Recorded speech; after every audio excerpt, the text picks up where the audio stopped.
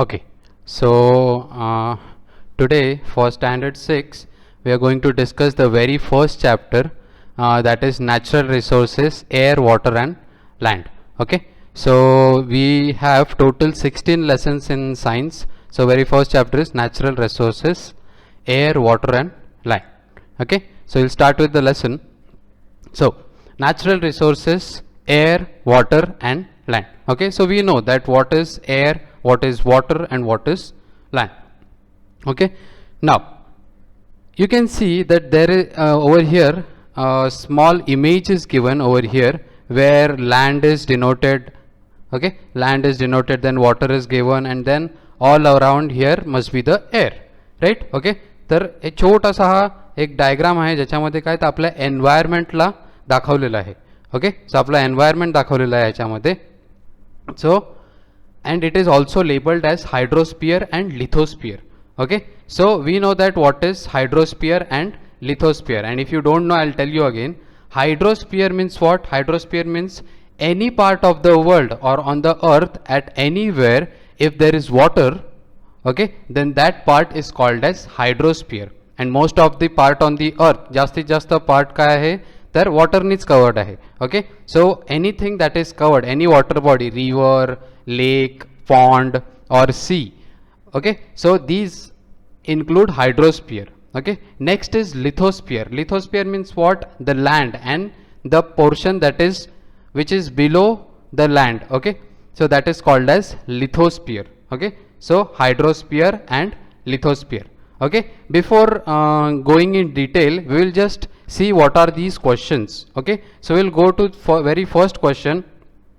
Where do you see the birds? Where do you see the birds? In water or in the air? Obviously we see the birds in the air. Okay, flying around, right? Where is the cow grazing?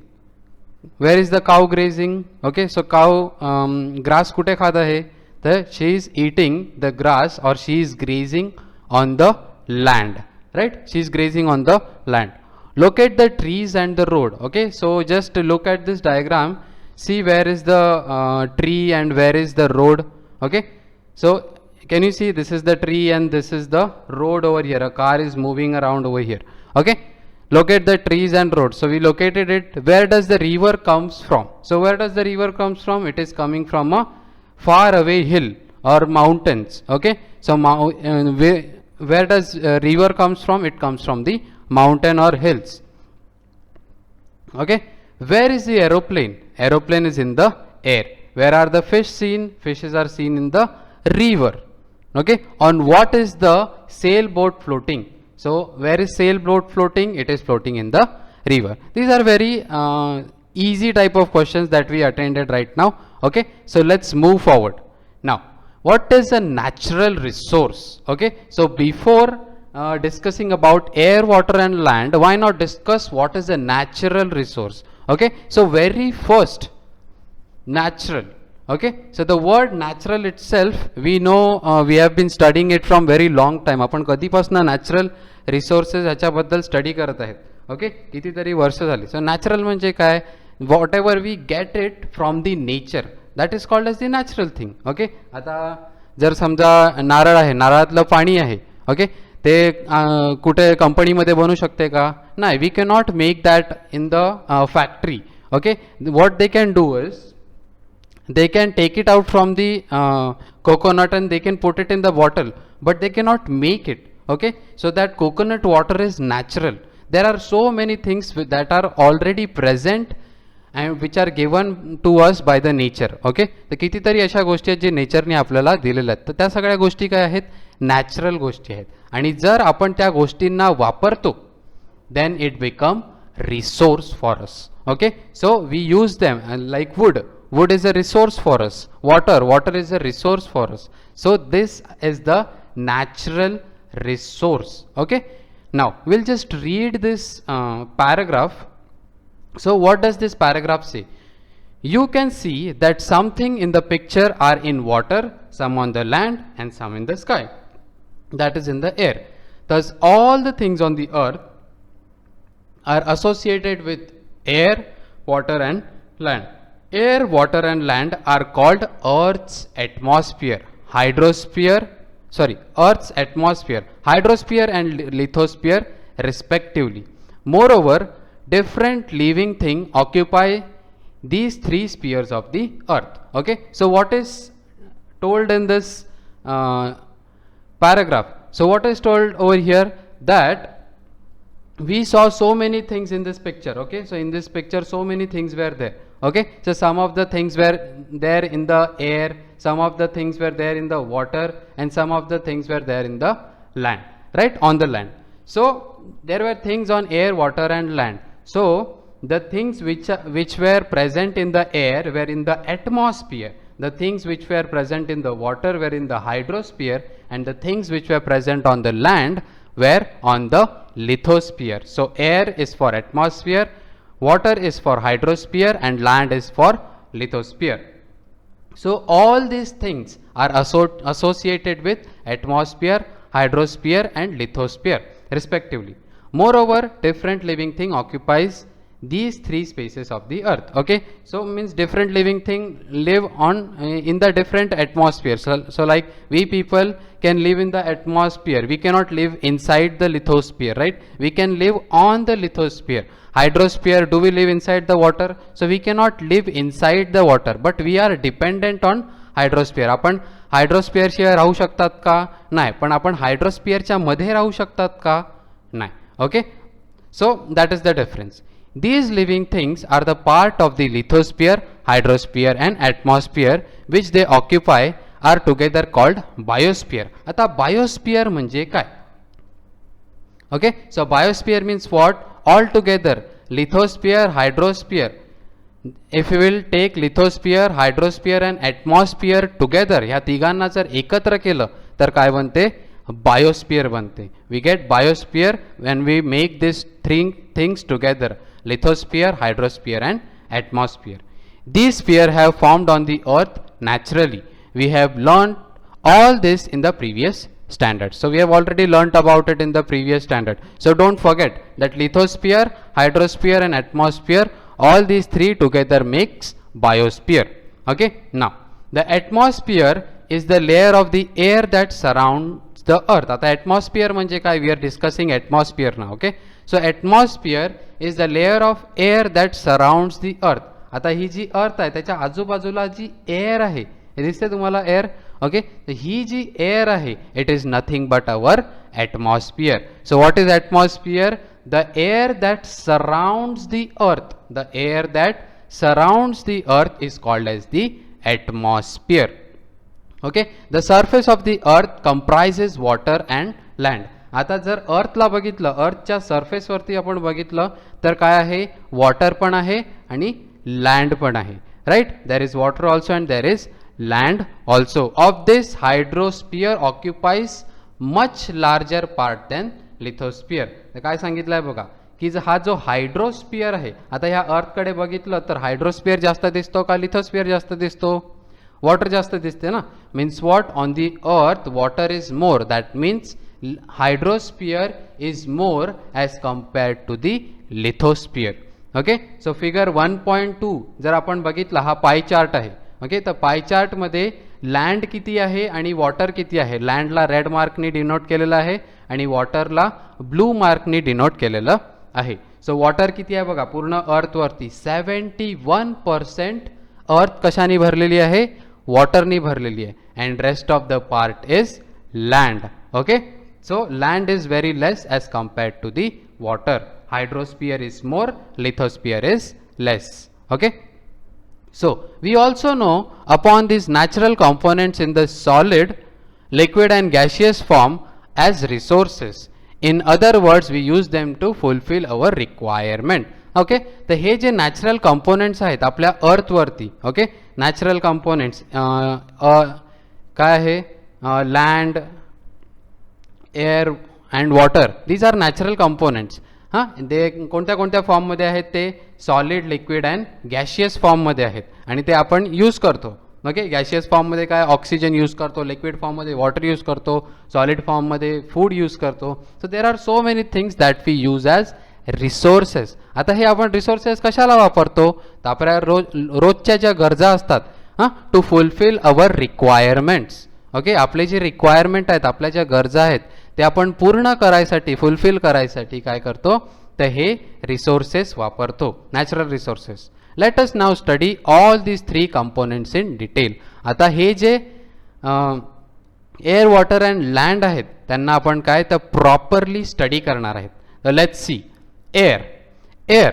So the air in the atmosphere around Earth contains nitrogen, oxygen, carbon dioxide, 6 inert gases, nitrogen dioxide, sulfur dioxide, water vapor and dust particles. Okay, so आपल्या आजूबाजूला जी air आहे, okay, आता आपल्याला दिसते का air? It is not visible to our naked eyes, but आपल्या आजूबाजूला जी air आहे त्याच्यामध्ये किती सारे कंपोनेंट्स आहेत.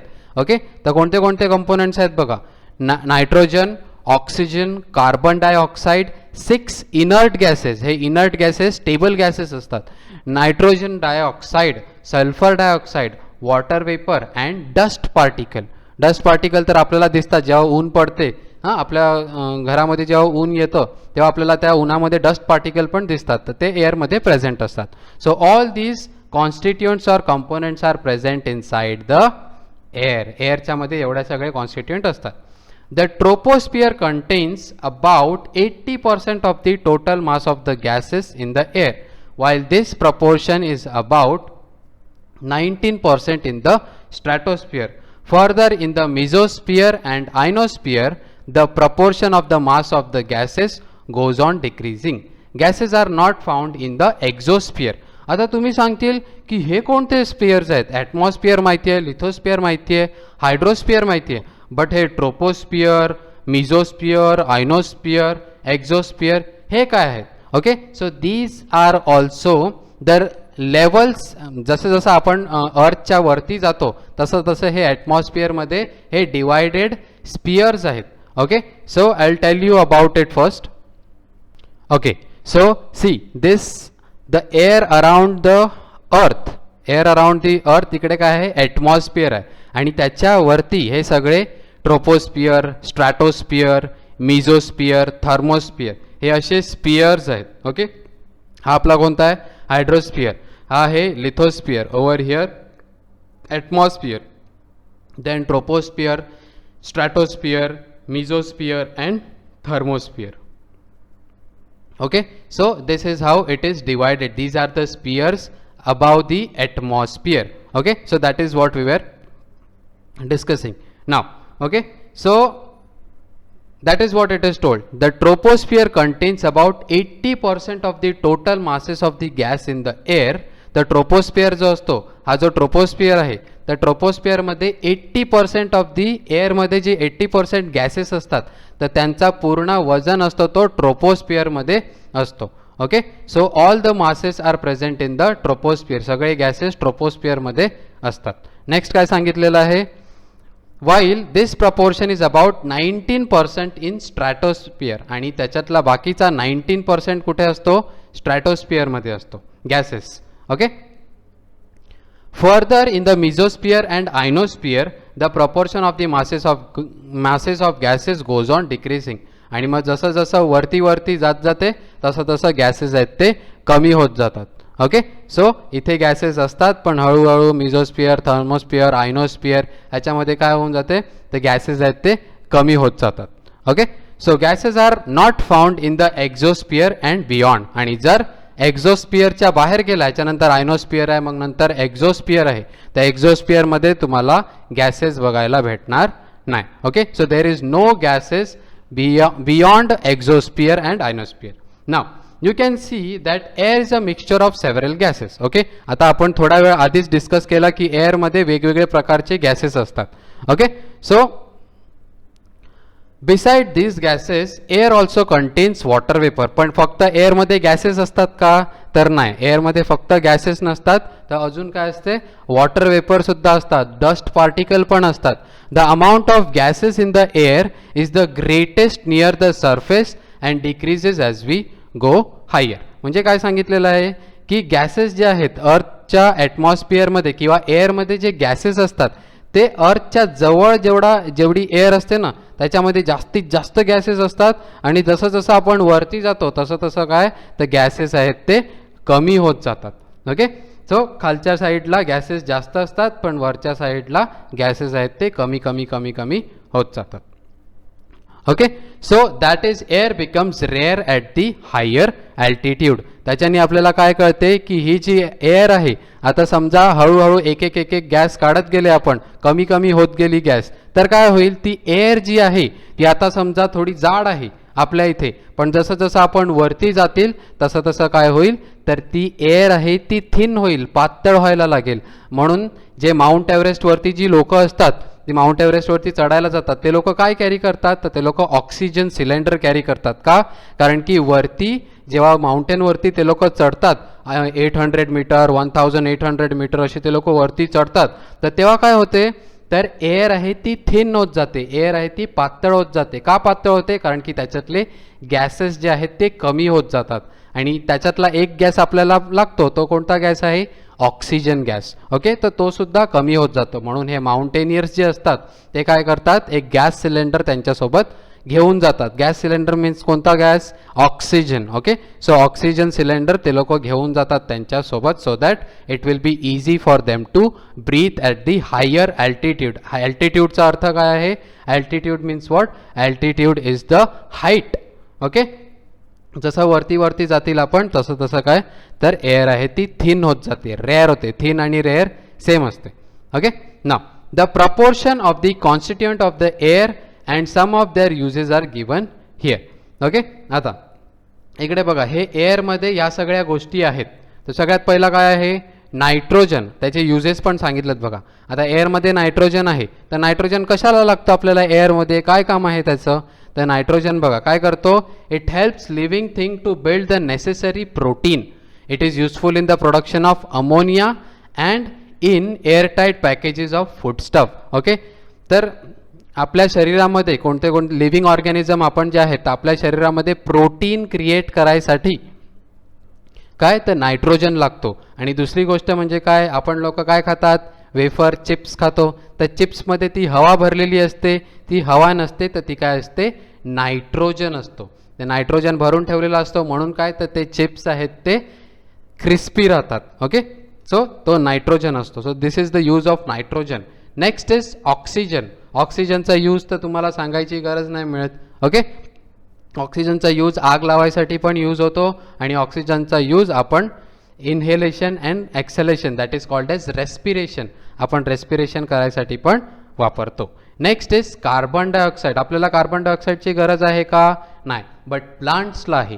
Plant use it for the production of their food. जर प्लांटनी फूड नाही बनवलं तर आपल्याला फ्रूट्स वगैरे भेटतील का? नाही, we won't be able to get. So carbon dioxide is also necessary. Okay, next is argon. Argon काय तर इलेक्ट्रिक बल्ब क्रिएट करायला वापरलं जाते. आर्गॉन, हिलियम, हे सगळे argon, helium, neon, krypton, xenon हे सगळे इनर्ट गॅसेस आहेत. काय आहेत? Inert gases. नेक्स्ट आहे helium. Helium is used for obtaining low temperature and also for generating lifts in airship. Okay, so काय लो टेम्परेचर ऑब्टेन करायसाठी, जिकडे जास्त हाय टेम्परेचर आहे आणि कोणत्या तरी रूमचं टेम्परेचर लो करायचं असेल तिकडे हिलियम आहे ते वापरलं जाते. आपल्या ह्याच्यामध्ये यात्रेमध्ये वगैरे आपण जर बघितलं तर ओव्हर देअर बलून्स असतात. ओके, त्या बलूनमध्ये हवा भरलेली, तो जे बलून वरती जातात ते हिलियमचे बलून असतात. ओके, नेक्स्ट आहे neon. Neon is used in decorative lights and for street lights. आपण दिवाळीच्या टायमाला जे लाईट्स वापरतो, कलरफुल लाईट्स वापरतो, तर त्याच्यामध्ये निऑन वापरतात. नेक्स्ट आहे krypton. Krypton is used in the fluorescent tube. Krypton कशामध्ये वापरतात? फ्लोरेसेंट ट्यूबमध्ये, म्हणजे आपली जी ट्यूबलाईट असते फ्लोरेसेंट त्याच्यामध्ये क्रिप्टॉन वापरतात. Xenon is use for flash photography. तर फ्लॅश फोटोग्राफी म्हणजे ते मोठे मोठे कॅमेरेज असतात, आणि जेव्हा ते लोक बोलतात स्माईल तर काय जोरात एक फ्लॅश येतो. ओके, तर त्या फ्लॅशमध्ये ते झेनॉन वापरलं जाते. Okay, so these are nothing but the gases or the constituents that are present in the air. हे सगळे एअरमध्ये प्रेझेंट आहेत, आणि ते सम ऑर दी अदर वे काही नाही तर काही कारणाने आपल्यासाठी ते युजफुल आहेत. Okay, So the living world on the earth is sustained due to the balance between various gases and other constituent of air. Okay, तर असं आहे का की आपल्याला जे गॅसेसची गरज आहे तेच वापरायचे आणि बाकीचे गॅसेस नसले तरी चालतील? नाही. का? कारण की ते दुसऱ्या गॅसेसचं काहीतरी वेगळं काम असेल, त्याच्यामुळेच आपला जो एन्व्हायरमेंट आहे तो काय राहतो? बॅलन्स राहतो. It stage balanced. Okay, the atmosphere is very important filter. आणि आपला जो ॲटमॉस्फिअर आहे तो एक फिल्टरचा काम करतो. आता तुम्ही सांगतील फिल्टर कसा काय काम करतो? तर फिल्टर कसा काम करतो? समजा आपण एका सिटीमध्ये राहत असतील. ओके, आता सिटीमध्ये राहताय तर तिकडे गाड्या चालणार, तिकडे पोल्युशन होणार आणि हा पोल्युटेड जर आपण श्वासमध्ये घेतला तर चालेल का? नाही. त्याच्यासाठी आजूबाजूला काय आहेत एन्व्हायरमेंटमध्ये? आपल्या ट्रीज आहेत. ओके, तर हे ट्रीज काय करतात? ह्या एअरला फिल्टर करतात आणि आपल्याला ऑक्सिजन प्रोव्हाइड करतात. So it is nothing but a filter. Atmosphere is like a filter for our environment, but it prevents the harmful element from reaching the अर्थ.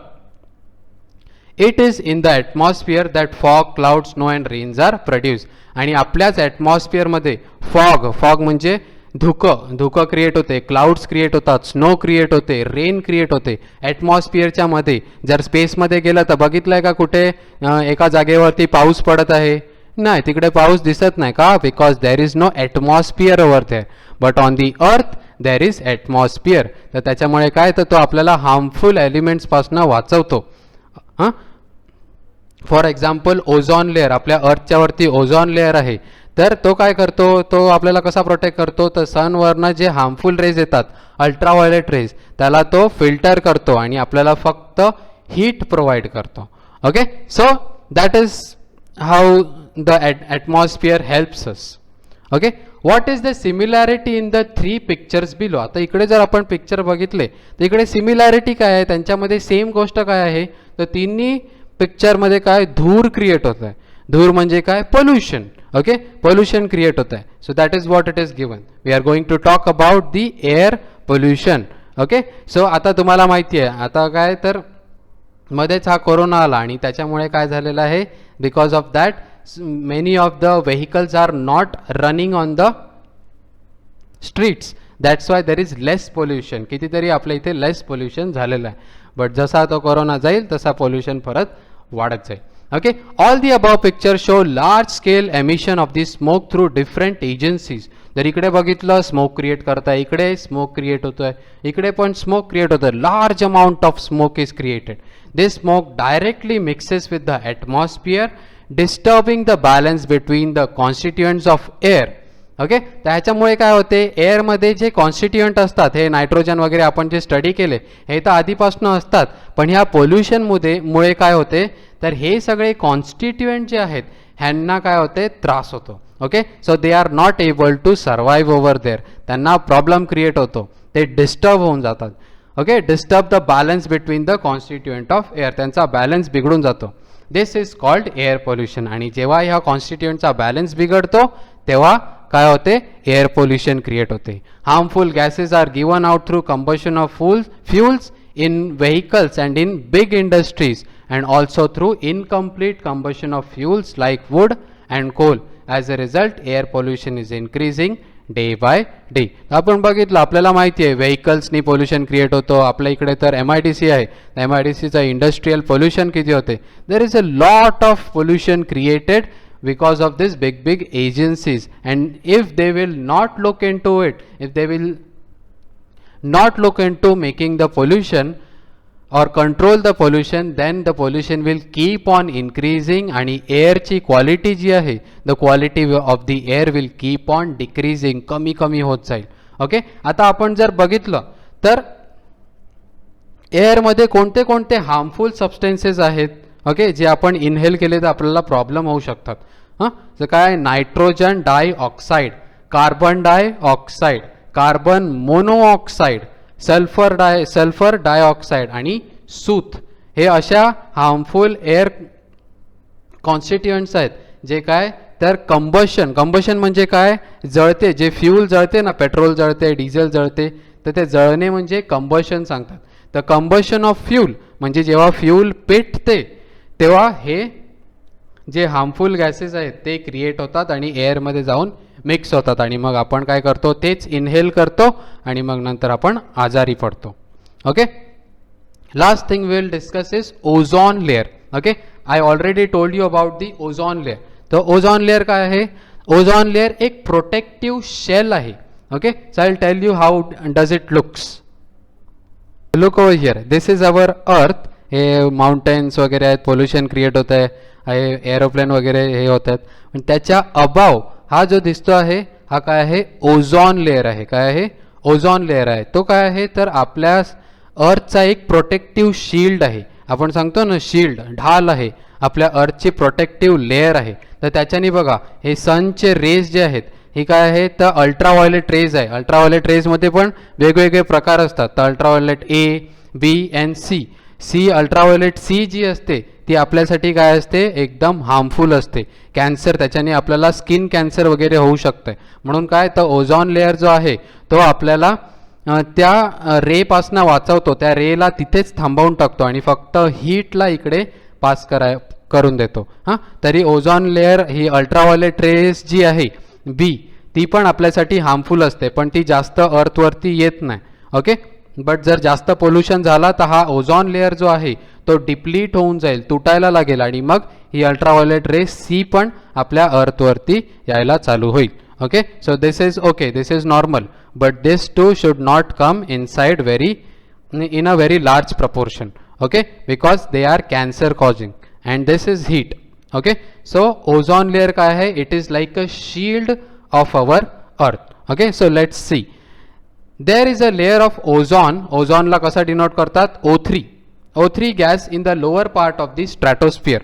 Ozone gas is not directly useful for survival of living things, yet it is very important for living things to have this layer of the ozone at a high altitude around the earth. काय सांगितलेलं आहे की हा जो ozone layer आहे तो आपल्याला सगळ्यांना असा मदत तर नाही करत, हां आपल्या घरी येऊन तर मदत करत नाही किंवा आपल्याला फूड बनवून मदत नाही करत, बट तरी सुद्धा त्याची आपल्याला गरज आहे. कुठे गरज आहे तर ॲज अ शील्ड गरज आहे, आपल्या अर्थची शील्ड म्हणून त्याची आपल्याला गरज आहे. बघा काय सांगितलंय, the ultraviolet rays coming from the sun are very harmful. हे जे अल्ट्राव्हायोलेट रेस बद्दल आपण बोललो तेच सांगितलंय की हे जे अल्ट्राव्हायोलेट रेज आहेत ते काय असतात तर व्हेरी हार्मफुल असतात आपल्या अर्थसाठी. For living thing the ozone gas absorbs this layer as a result life of the earth is protected. आणि काय सांगितलेलं आहे की हा जो ओझोन लेअर आहे तो ह्या हार्मफुल अल्ट्राव्हायोलेट रेजला काय करतो? ॲब्झॉर्ब करून टाकतो. हां, ॲब्झॉर्ब करून टाकतो आणि अर्थमध्ये शिरू देत नाही. Ozone layer is destroyed if chemical gases like carbon tetrachloride of the or the chlorofluorocarbon used in air conditioner and refrigerator mix with the air. आता हा ओझोन लेअर जो आहे हा डिस्ट्रॉय होऊ शकतो. हां, तर आता तुम्ही सांगतील हा कसा काय डिस्ट्रॉय होणार? हा तर एवढ्या वरती आहे, कोण पोचणार इकडे? तर कोण पोचणार? गॅसेस पोचतील. ओके, ही जी O3 गॅस आहे, ओके ओझोन लेअरची, या O3 गॅसला हे काय करतात तर आपले जे पोल्युटेड एन्व्हायरमेंट आहे, एअर आहे, त्याच्यामुळे काय ती ही O3 गॅस आहे ती काय होईल? डिस्ट्रॉय होऊन जाईल आणि मग हे पण मध्ये शिरेल, हे पण मध्ये शिरेल. मग आपल्याला ओझोन लेअर काय करू नाही शकणार? प्रोटेक्ट नाही करू शकणार. It cannot protect us. Okay, the 16th of September is celebrated as ozone protection day. Okay, so ozone protection day, just remember 16th of September is celebrated as ozone protection day all over the world to make everyone aware about the importance of ozone layer. So is ozone layer important for us? What do you think? Okay, so ozone layer is very very important for us and we should always take care that we are not polluting our environment, we are not causing any air pollution. Okay, if you are not causing any air pollution, then the ozone layer will be protected and in turn the living organism on the earth surface are also protected. Okay, in the next video we'll talk about water and land. Okay, so I hope you have understood it. If you have not understood, please go back and watch the video again.